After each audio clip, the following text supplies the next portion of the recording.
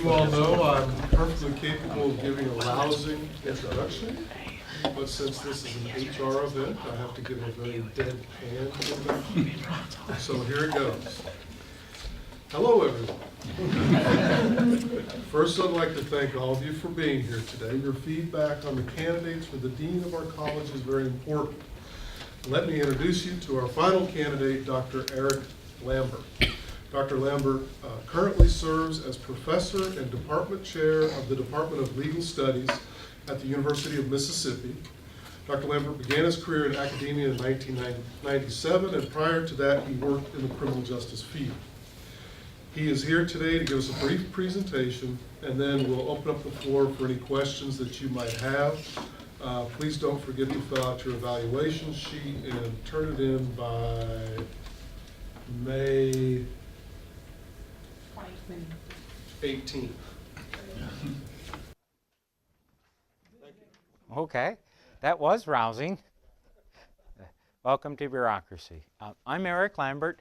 I have about 5-10 minutes, just an overview of who I am, and so I just wanted to give you a little information. I tried to get some maroon in the color and some white, the school colors, but it came out the best I could do. And so I just like to title this Creating a Positive Workplace, Why It Matters, and it reflects a lot of what I've done in the last 10 years for research. And that, one of the things is I understand, the role of dean is multitasking, lots of different things, responding to lots of things. And so these are a long laundry list.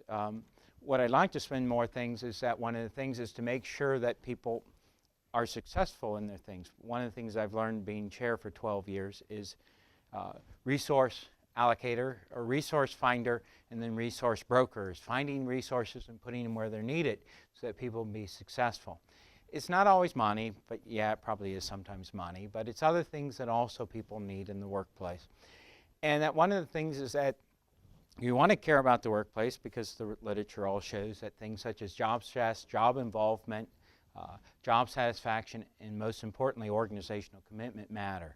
Particularly, the different forms of organizational commitment, continuance commitment is not that important. That's people stay because they have sunken costs and don't want to leave. Moral or normative commitment is a sense to be loyal to employer, but more importantly is a sense of effective commitment, a sense that I willingly bond to this organization, adapt its core values as my own, and strive to make sure it's successful. And you need to do these things. You need to minimize job stress while increasing the other areas because there are consequences. We know that everything from workplace interactions, morale, performance, absenteeism, psychological withdrawal are all tied to these things. And we know that the antecedents of the above, that most of the research indicates that it's really what happens in the workplace that matters. It's how you treat people. And one of the things that has guided me, and this is where I want to spend a little bit of time so you know who I am, is that there's a theory, organizational justice. It's a motivational theory that came about in the 1980s. It says that organizations should be aware of justice, this concept of justice. It permeates our society, and people always will say this is either a right decision, bad decision, unjust decision. And so I try to pattern my life, whether it's at work or anywhere else, about organizational justice. And while it has multiple dimensions, I like to boil them down into 3. One is distributive justice. Do you arrive at the right outcomes based upon inputs? That is, you look and see what people have done, and do you reward people for going up and beyond things such as organizational citizenship behaviors, that is, altruistic behaviors, helping their coworkers out, compliance, that they just don't coast for the rest of the day when they finish something, that they step up when it's time to do things. And so that's important. And from a criminal justice point of view, a perfect example of distributive justice is I talk to lots of people in the field, and they say they value education. I ask them, well, how do you value it? Do you pay more for somebody with a college degree? Do you waive the civil servants exam or give them more points? You do for military experience, which tells me you value military experience, but I don't see anything 5 or 10 points on the civil service exam for having a college degree. So when you say you value it, you're really not doing that, and that's distributive justice. But more importantly is procedural justice. And this is the idea of transparency in things and allowing people a voice in the process. Getting back to that effective organizational commitment is this happens, a sense of bonding with an organization is how it treats people. And so it's very important that you allow people to have a voice in the process, and that they're, it's transparent. You should be able to ask people questions. I always tell everyone, for me, ask me why and I'll tell you. Twice a year I send out, and it confuses people, our department budget, where we have several $1 million, between $2 to $3 million, where it's all going to, where we're spending it. And I meet with a subcommittee that I formed, the Personnel and Policy Committee, and say, get the input from everyone else in the department, figure out what we're going to do with this to enhance things towards our strategic goals. And so procedural justice is very important. And if you study in the field of things, there's Lyndon Tyler's work, particularly with the courts. They had two court systems, one where they just dismissed the charges if it wasn't heard in traffic court. The other, you got to pick the date and time. You'd be back and guaranteed to be heard for 15 minutes, and the judge had to explain his or her decision. Even though in the second option, 85% of the people lost their traffic court cases, they were more satisfied with the outcome than they were in the first one, because they had a sense of having a voice in the process and things explained to them, and it was transparent. And so that a sense of procedural justice doesn't mean that people will get everything they want. If that was life, then why bother doing anything? Because you got everything you wanted. You wouldn't have to have effort. Part of life is realizing that you have to sometimes take steps backwards, that you have to deal with frustration and figure out how to work ahead. And so the final area besides procedural justice is very important, is transactional justice. And this is the idea of treating people with respect and dignity. I've always been amazed with people. They love to go tell people in person good news, but then they'll send them an email or a memo or something, or a letter of bad news. I know that you have to document the bad news, and I'll do that, but I hand deliver stuff. I will sit there, I'll answer the questions of why. I've had people, the department secretary saying, some of the meetings I've dialed 911 and I was waiting for the other one because I thought they were going to kill you. It's just letting people vent, because I know they're going to vent and things. And so even though they get bad news, you have to have long-term strategic goals and realize that we may not agree right now today, but a month from now we'll be working on something else that we have to work on. Management is one of the things that I've learned is effectively communicate vision, goals, and objectives. There has to be a shared vision. I always marvel at this. I've been on lots of chair searches and dean searches and everything else, and I always have to marvel on this. I always want to ask my colleagues, why do you keep asking them for specific vision? What would you specifically change in the first 100 days here? No one should realistically do this. This isn't like we have some sort of problem that has to be dealt with now. Rather, a good thing is that they should take time to learn everything else. And it's like, well, they should have read our website. And it's like, really? Because I ask people, we present everything good on our websites. Tell me where we present all of our challenges, where we need to work on. Because nobody ever says, guess what? This is the things we're great at, and let me give you a list of things that we're not great at. And so part of this is an idea of shared vision. And that takes some time to build a sense of that commitment and shared ideas and stuff. And bridge different cultures. A good dean, just like a good chair, has to bridge different cultures. And so that, central administration have differing viewpoints, differing strategic goals and other things. And so bridging those cultures and making sure they work. And the same thing with faculty as well, and explaining stuff. And then shared governance. I believe in shared governance. The most interesting thing is, as a chair, I've been twice elected to the university-wide faculty senate. Sometimes I didn't even know I was running. Other people nominated me. But I believe in the idea of shared governance, because if you can't build that shared vision without it. And some of the salient issues is that I see deans having to address is student issues, undergraduate, improving retention rates, graduation rates. That's a new metric coming out. Increasing graduate enrollment, that's a new thing, as more and more people, a high school diploma was once, when I graduated 30, 40 years ago, no longer considered acceptable. Now it's a college degree, undergraduate, and so most of the things are now pushing in criminal justice and other areas in public safety, in occupational safety, is we'd like graduate degrees to be our mid-level and upper-level administrators, so growing those. Teaching. What is effective teaching? Making sure you provide an unrivaled education.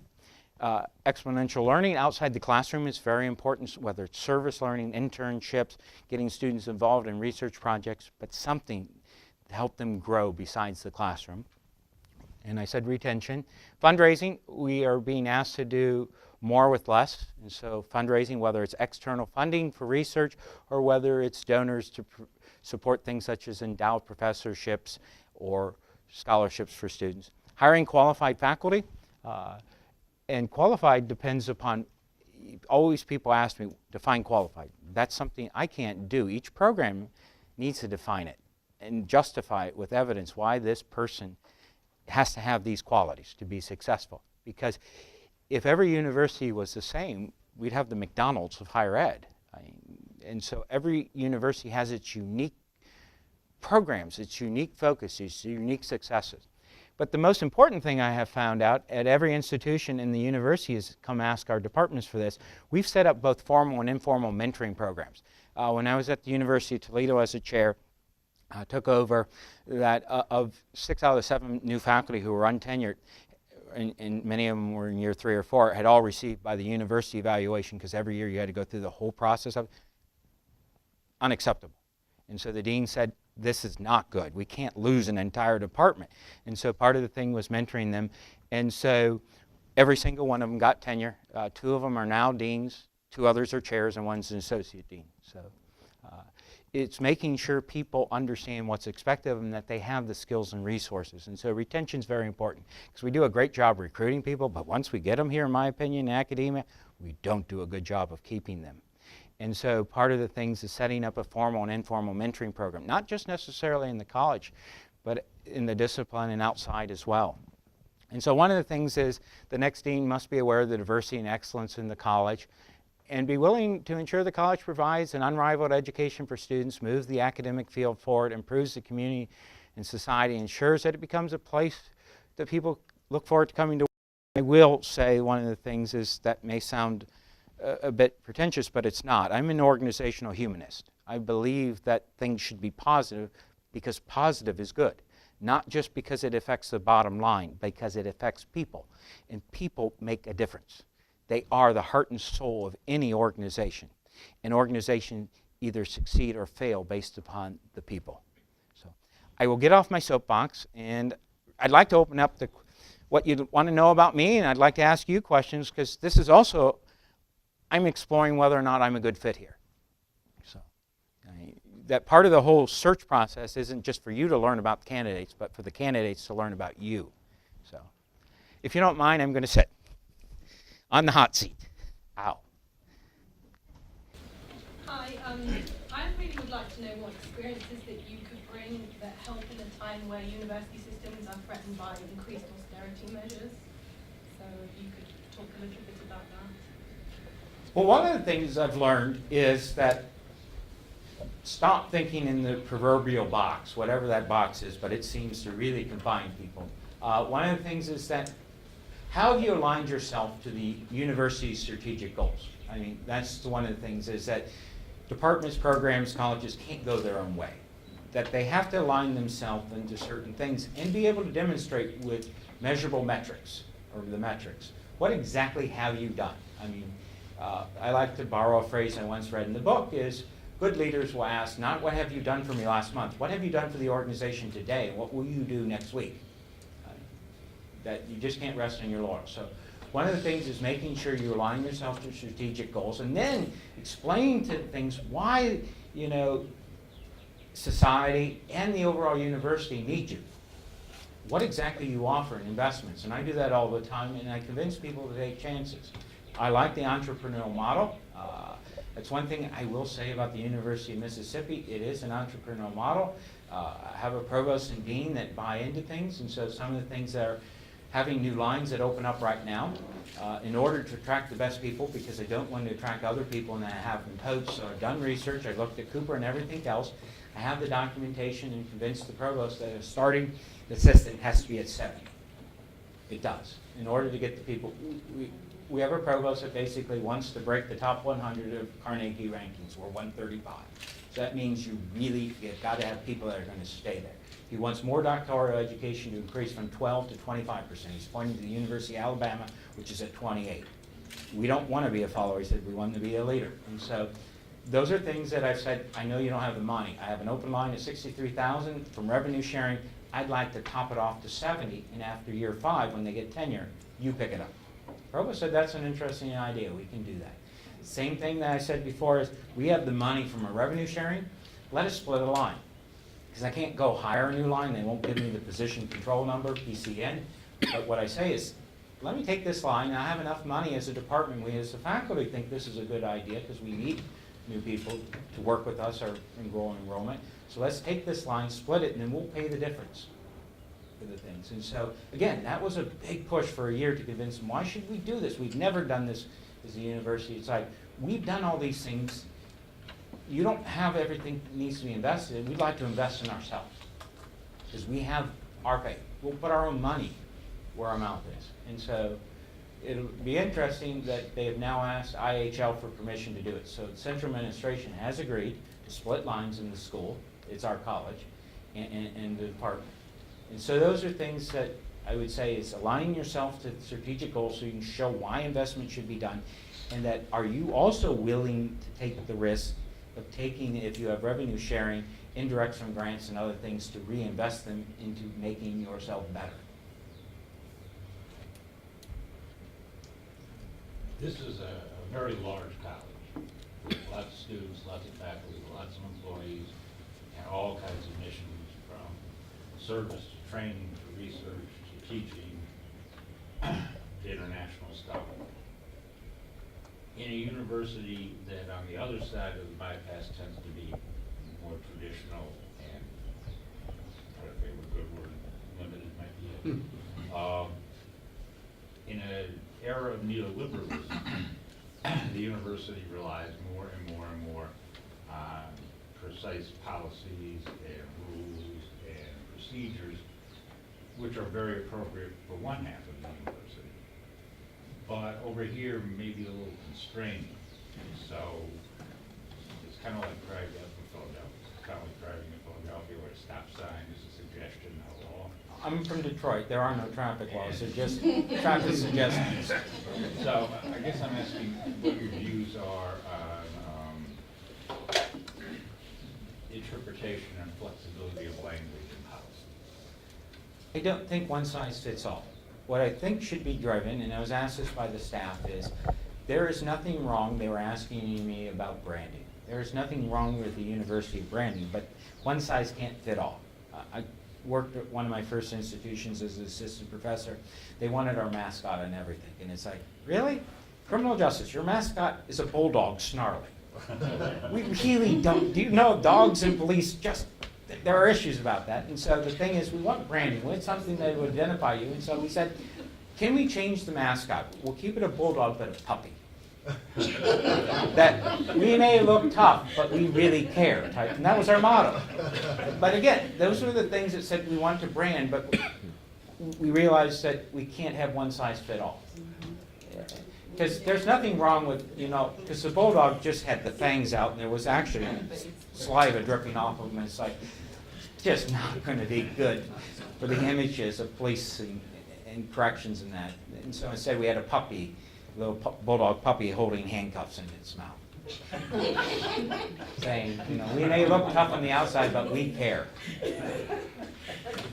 But you laugh about that, but that's the point, is that you can have broad ideas, but you should figure out, why are you making this formalization? What exactly do you need? How is it being linked to some objective? And then telling academic units to say, it's up to you to figure out how to figure out the best way to reach this objective.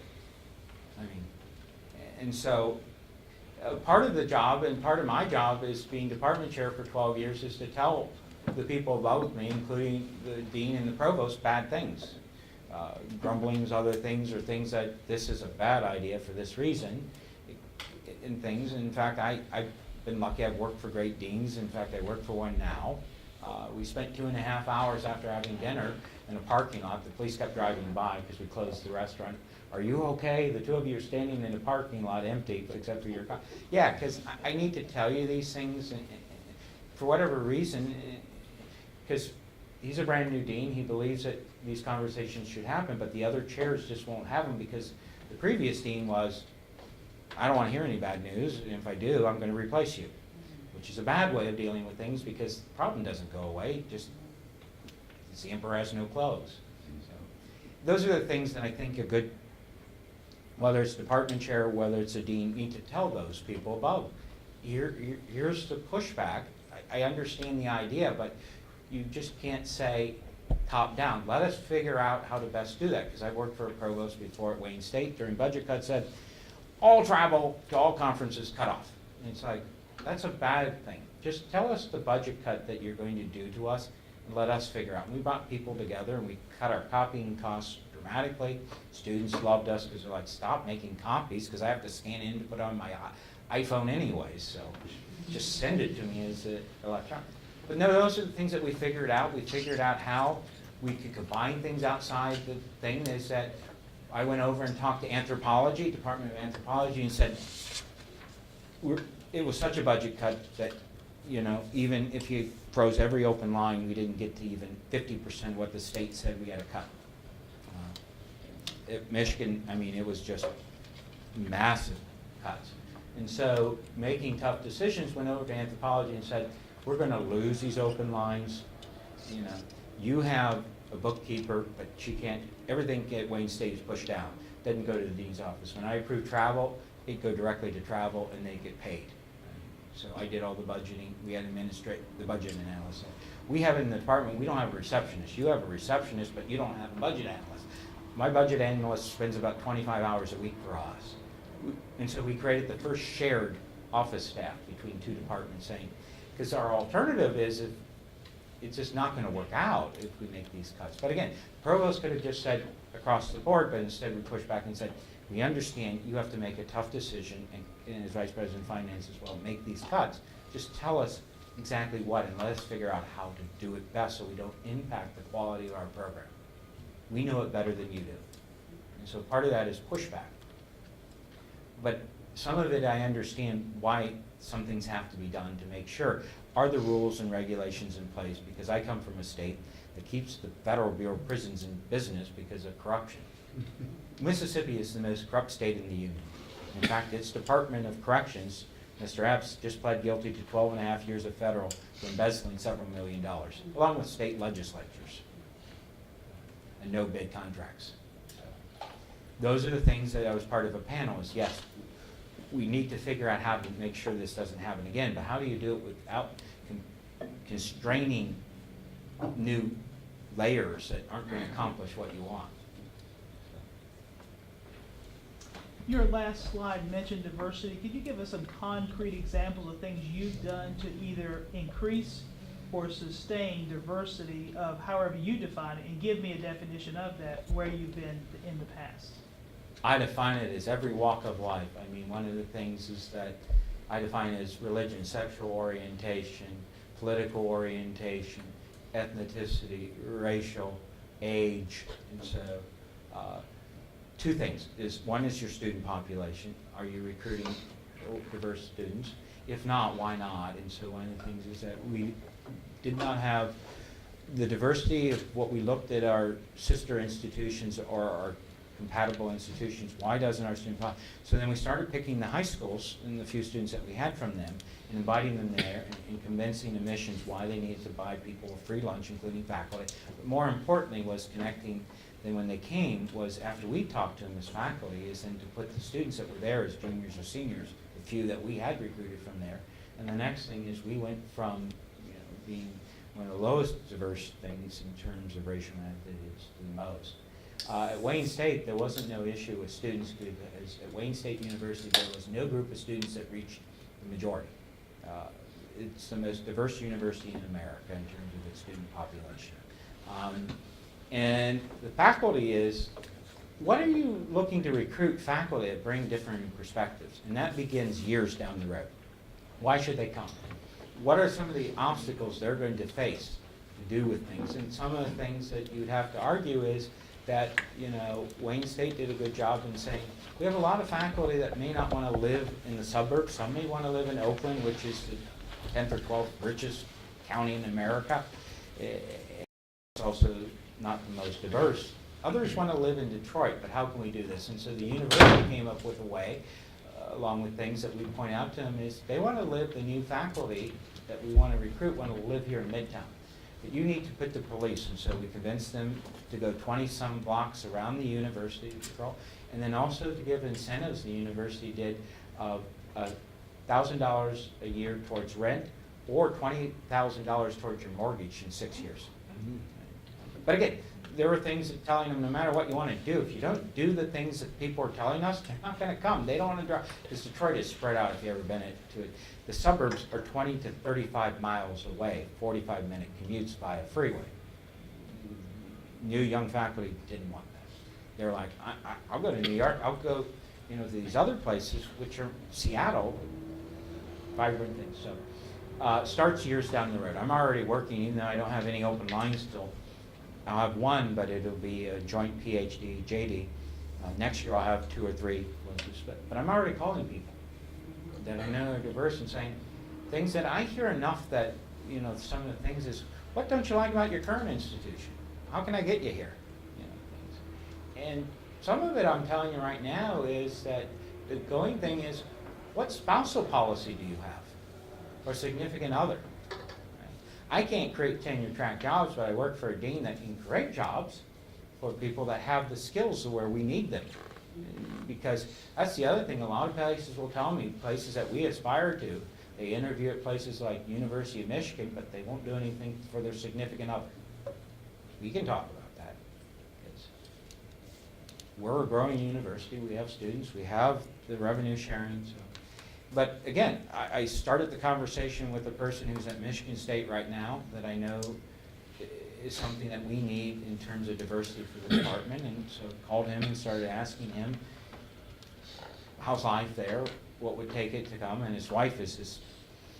That's the one thing. It really, if you want to talk about things, Mississippi has an image. Not rightfully so, but it has an image, because a lot of people are like, I've seen that movie, Mississippi Burning.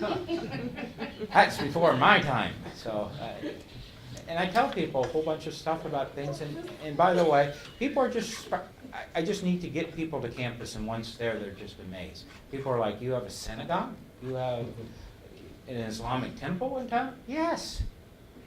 We are an extremely diverse microcosm of America. And as a university, we embrace that. But again, those are the things that, defining diversity, I define it really wide, because students should get the best perspective they could, realizing that there is very few social issues that don't have multiple perspectives. I always like to use, Democrats and Republicans. Both of them want to make America greater. It's just what they define how to do it radically differs. And students should be educated in a wide, different points of view, and be educated citizens to make critical decisions on their own. I'll get off my soapbox, but that's the one thing, is that academia is, I just don't understand this, and I go to talk to EEOC. There's no reason you can't call people. You can't guarantee them a job, but there's no reason you can't tell them. I basically figured out, if search firms can do this, why can't programs and colleges do this? Why can't they reach out?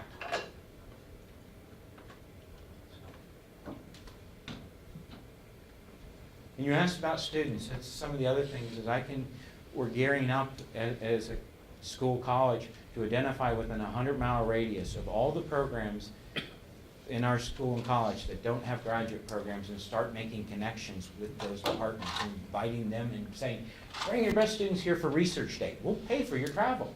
We'll put you up, if necessary, for a night, because they'll be our best feeder into our graduate program. Again, why should I wait for them to, I never understand that analogy, build it and they will come. Build it and then advertise it. And I'm telling you, as students, if you feed them, they'll come. Heck, I'll come too. I get paid by the word, so I'm the richest person you'll meet, so I'll stop talking. So, what makes Eastern attractive to you? What makes it interesting is several things. One, the students that you serve. I always, I like all the institutions I've been at. They serve students that aren't fifth, sixth, seventh generation. I mean, I come from a program, every program I've ever been at sets a record for the most students on financial aid, sets the record for the most first generation students, sets a record for the most at-risk students. I mean, nothing personal, but you can send students that get into elite schools such as Virginia or University of Michigan or Ohio State, you can just give them the book, in my opinion, and they already have the skills. They're going to do well. It's the people that, can you change their life? Education will change people's life, and it does.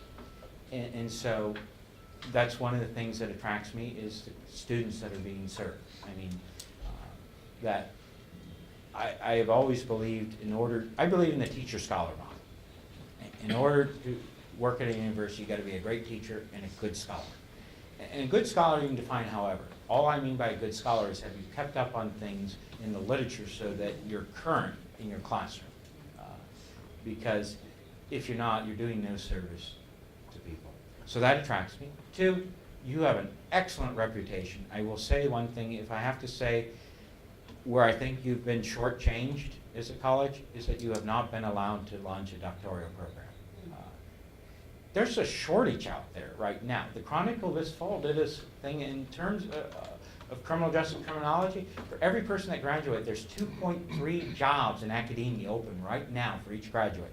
And that doesn't cover government. And that's growing because I was on a federal committee, and then we recommended getting rid of evidence-based practices as a term, because that's just large people in the field go, well, it worked for me, anecdotal. So that's good. Now, we want the term research evidence or research-supported practices and move to, things. And there's growing trends that a lot of agencies are now hiring people with doctorate skills to be researchers for them to evaluate their programs.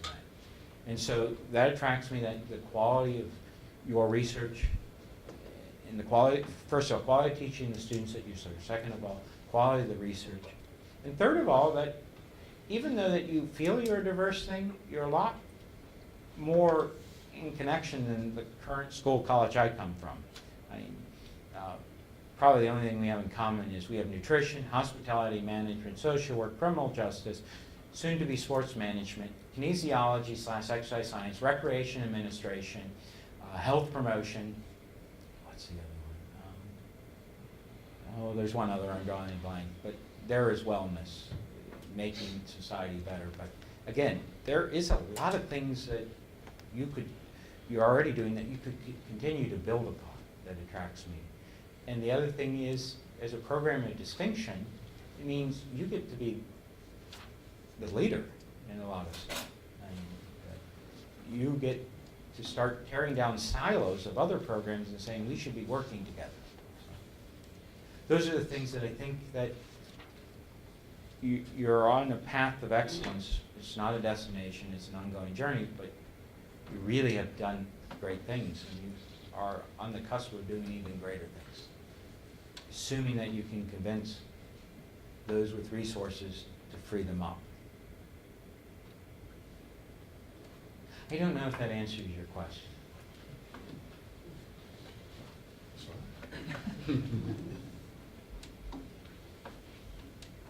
Yes, sir.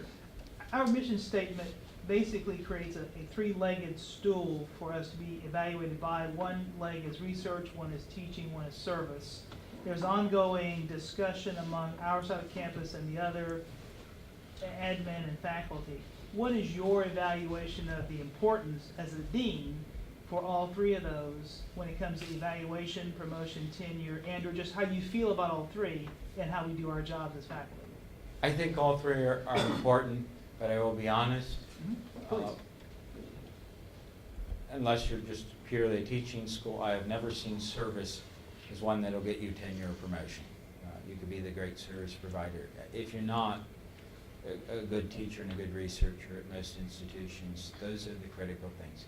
Service is very important because without it, the university would not function, the shared governance, and more importantly, the discipline in the community wouldn't be benefited. Because I look at services divided between the program, the college, the university, but also the community. What are you doing to make it a better place for others?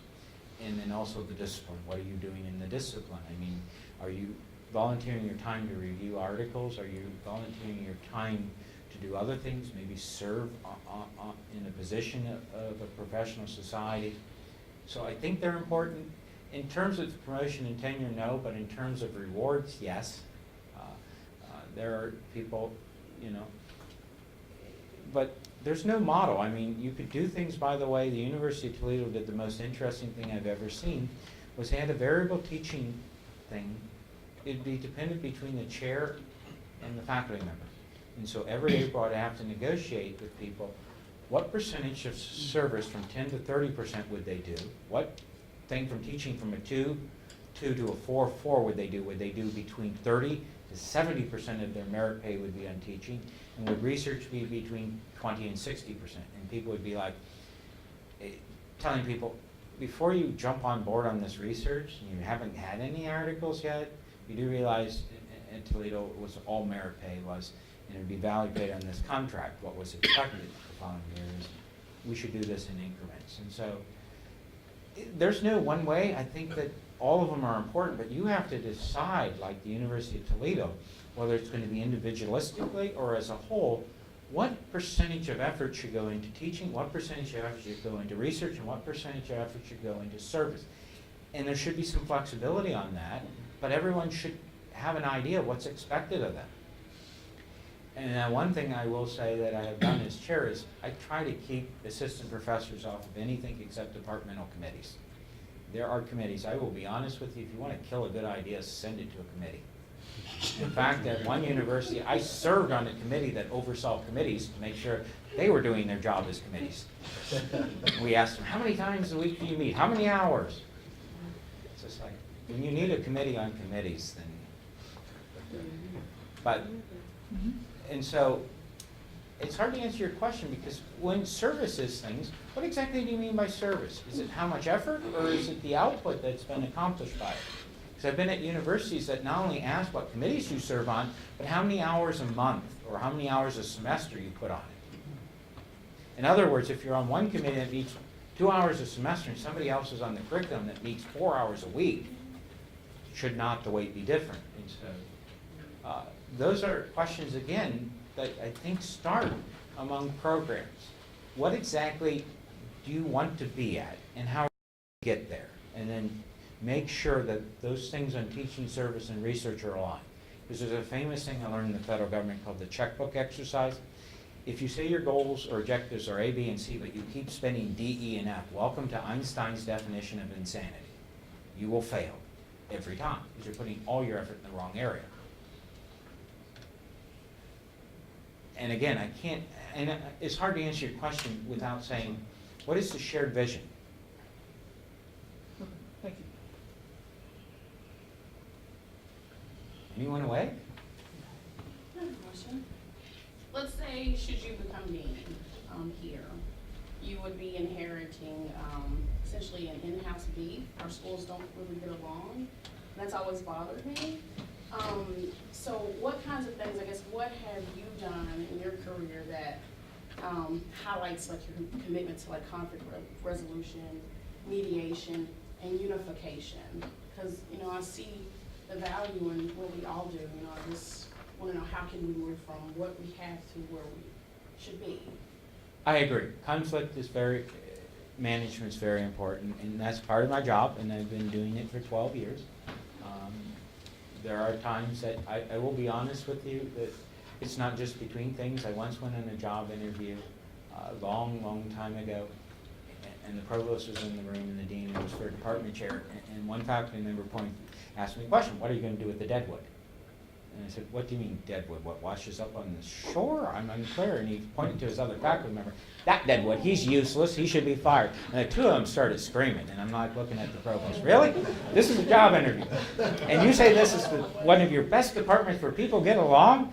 I'm guessing you don't really know what's happening, because if they're doing this in front of a guest, I'd love to see your department meetings. Do we have a metal detector?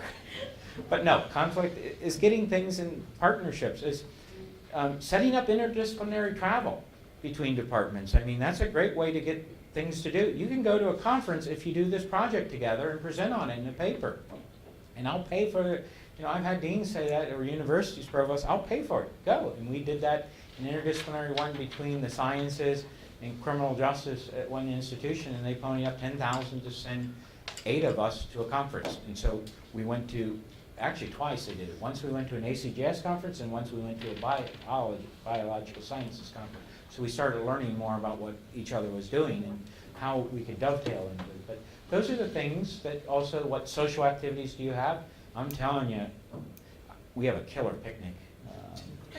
No, I'm telling you, everything Southern is, either they fry it or they just pour so much salt into it. My doctor's just like, you've set new levels of your blood pressure.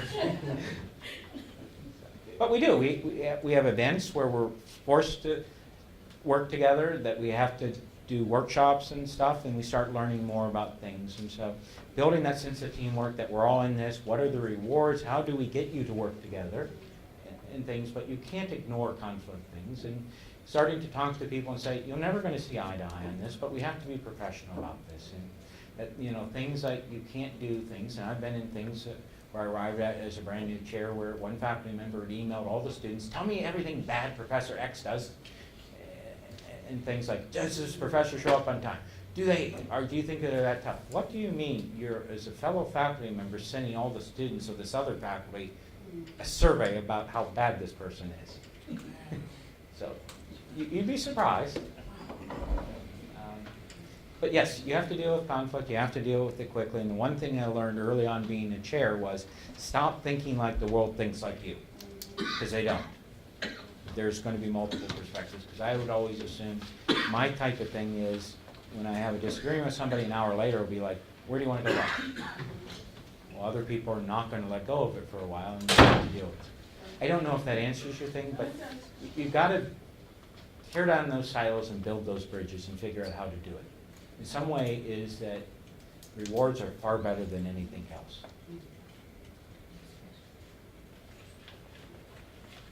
And where do you find the money? I don't know, because they asked me that in my current job, and we didn't have a lot of money. In fact, we were, as a department, near broke. We now have $280,000 sitting in our 25 discretionary account, and we're making, with revenue sharing, $150. Next year we'll be at $200. My goal is by the end of my 4 years, $250, and long-term goal is by 7 years, $500,000 of revenue sharing. Where we find the money is just overturning every rock, getting the accountants drunk. No, I'm telling you, some of the money I found was nobody had bothered. We found $60,000 in accounts that had been sitting idle for 20 years, department accounts that nobody knew about. It's just starting to drill down and saying, why do we have $10,000 in this account? Nothing has happened to it for 18 years. Why aren't we doing something with this? And I joke about getting the accountants drunk. You said you had questions for us. Yes. What do you like about this college and the university? What would you tell people in a short little spiel? Why should they come? It's more than a job. It has to be something good to attract people here and keep them.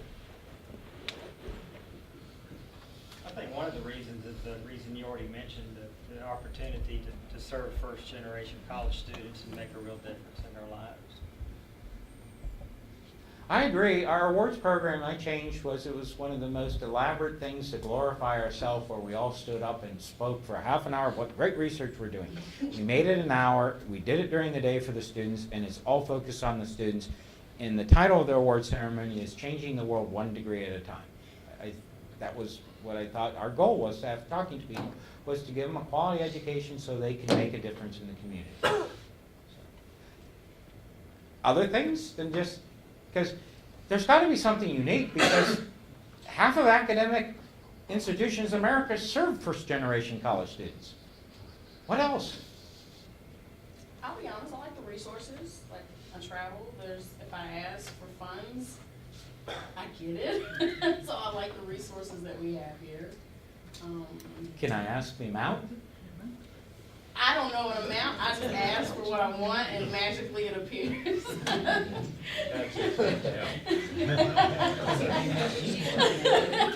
No, I only ask because it's a relative thing, because I still have a bunch of people who are complaining that beforehand it was haphazard whether or not we had funds. Now, every tenure and tenure track faculty member gets $2,500 to, they have to present at a conference, not just attend. They pick the conference, and so, and then lecturers get $1,000, and then you can go up and beyond if you're highly successful in something, such as publication grants or that. But they keep pointing out to me, because one of them talked to a colleague from Brigham Young. It's like, well, of course Brigham Young, they're giving $4,000 to $5,000 per faculty member. It's like, Brigham Young has money. We're a state institution. And also have to explain that the powers above think they've maxed out. That's the maximum as a university can go to, because they say above that, there's no incentive for you to go get additional funds to help support what you're doing. So. In our school, I believe it was 1,500 last year, but sometimes not everybody travels. Right. And when they don't, there's surplus for people that maybe want to do 2 trips. I think it's good, because that's another positive thing that I like here, is that you have resources that you mentioned, because I talk to colleagues. There's a Florida institution with 60,000 students, they get $500, and they're expected to go to conferences.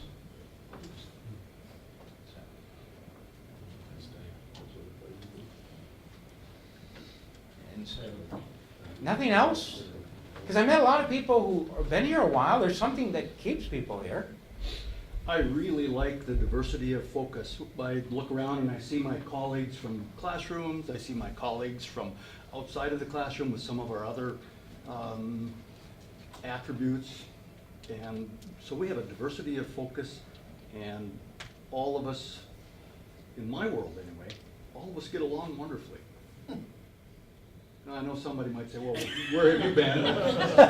Hey, trust me, it can't be as bad as one time. The worst assault, the worst assault I ever saw, the one that both of them ended up hospitalized, was 2 staff members who started pounding each other with fire extinguishers, and the inmates actually pushed the body alarm, because they're like, no one's going to believe that they were doing this. Right. And what had happened was, one of the officers, his wife was having an affair with the other officer, and then the other officer said, your wife's leaving me, and by the way, the 2 kids aren't your kids, they're mine. You're not fun. And then it just went downhill. But then, because then the warden sent me, as part of warden's staff, was, why did this happen? Then I went and talked to the lieutenant. Did you know this was happening? Yeah, I knew that this was happening. Why did you put them in the same housing unit? They should have been separated. Not my responsibility. We tell them check the problems in at the front door. How realistically is that? I remember having the conversation. And I looked underneath the table, and he's like, why are you looking at that? Because I would figure with that attitude, I told him, you might be better for it. Because really, is this realistic work-family conflict? What happens at home won't come into work. He's like, well, it's not my responsibility to be a babysitter. Yeah, it is. In the overall organizations, we need to be functional. And if you see that this is a potential problem, deal with it before it becomes a problem, because now the warden has to explain to the regional director, who has to explain to the central director. We have 2 people in the hospital, including broken bones, and they did it to themselves, staff. And the other part about have a diversity of focus, every one of our departments that I know of anyway, and I think we have 7 of them, are second to none. We have top quality people doing top quality jobs. And I'm very proud of every one of them. I agree. There are lots of things that I know, books, the textbooks, the articles, and the number of students, because I get to talk to people, and I co-authored, just for the record, with some people here, and they tell me who they're sending off to get doctorate degrees in that students. So I'm impressed. Not only are you making a difference now, you're setting the stage to make a difference in future generations. Other questions that I have is, now that I've answered, and I cannot change my answers, what qualities do you feel, if you had to boil them down to a handful, that a person must have for this position, and why? They have to fund back to raise travel. Thank you.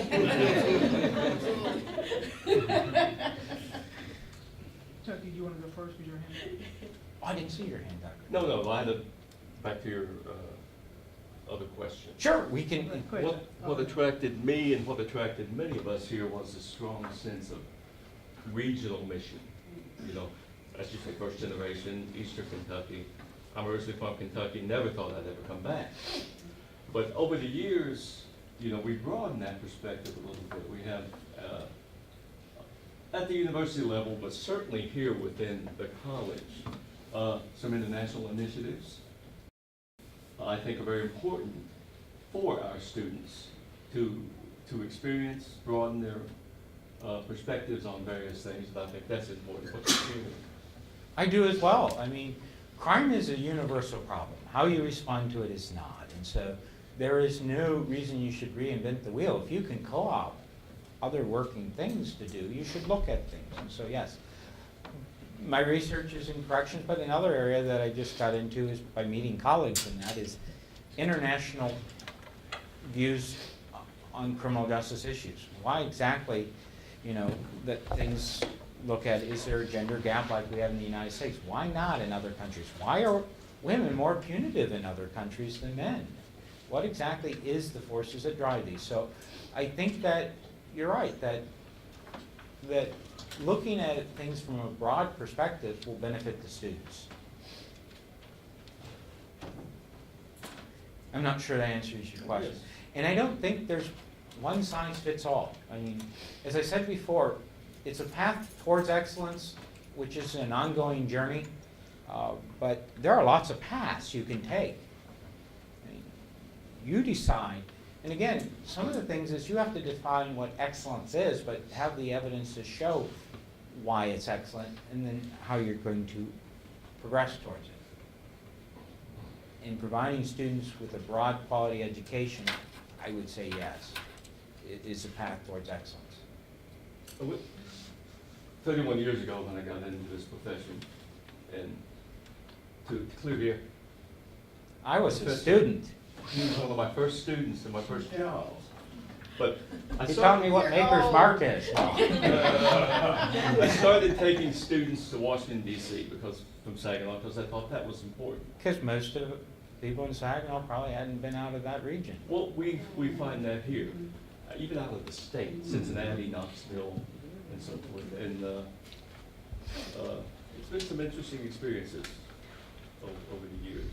But I think our students, given the opportunities, and as dean, one could provide those opportunities to allow students to broaden these perspectives a bit. I agree. Part of it, as I said, is part of the job of a dean is to identify and find resources. How you do that, there are multiple different things. People keep asking me how we get things. You just got to keep pushing, not in a negative way, but in a polite way. Kind of like that Shawshank Redemption, and the next thing is you have a library. Just, you know. No, I mean, I'm telling you that if you just keep pushing and pushing and pushing and explaining, here's what we've done and here's what we can do, you're much more successful than just saying, well, if you don't give it to me, I'm going home. So, I agree with you. I think that, by the way, the one thing is everyone keeps looking at my Vita. Research isn't my primary passion. I knew what the metrics of were everyone above us, what we needed to do. And I was told when I got hired at Wayne State and that this is what we expect. These are our metrics. And, you know, every boss I've ever worked for, I can tell you at least what their top 5 metrics, what I'm going in the department, most important, will be evaluated on. And then it's my job, if we don't agree with those, is to make sure we're trying to meet them, but at the same time get new metrics in place. So what qualities, other than being long-winded, is necessary for the job? I'll keep mine short because No, I'm saying I'm long-winded. Well, no, but I will keep mine short. That for me, this person would have to be able to not only resolve conflict, though I don't really see much conflict from my perspective in the college. That person must value the diversity of programs. And I've heard a lot of your criminal justice expertise, which I respect. I haven't heard, what I've seen or heard today, anything that tells me that you have a perspective on the rest of the college. So what I would need to know from you, or anyone else, that they can come in and gain the expertise for the rest of the college. And I don't expect you to have that today. Oh, no, no, no, I But I need to agree. know that they can do that, and that they're able to shepherd the college forward, because this is, I think, the most academically, professionally, and service-wise diverse college on campus. And this college, and what I like about it is, it absolutely, so far, has had an equilibrium of those three legs of the stool we talked about before, and whoever the dean that does come in would have to be able to navigate that process. Whether it remains equal or not, I don't know. Whether it should or not, that's up to the college to decide. But those are the qualities that I would want that person to have, so I'll keep it short. Oh, no, no, I agree with you. It's my fault if I didn't do that. I only use the examples is because I tend to be a tactile learner, so therefore it's hands-on. No problem. But the one thing I have learned, I've worked for great deans at every institution. I've worked for a respiratory therapist. I've worked for a physicist. By the way, whenever he talked, I just get lost. It's like, really, in things, but I worked for a social worker. None of them have anything to do discipline things. You know why they're great? It's because they listen, they're approachable, they're fair, and they want to make sure every program in the college or school is successful. And that's what I mean as being resource finder, resource allocator. They have to be both a coach and kind of the pep squad type of thing. And so I tend to be very open-minded, and I learn.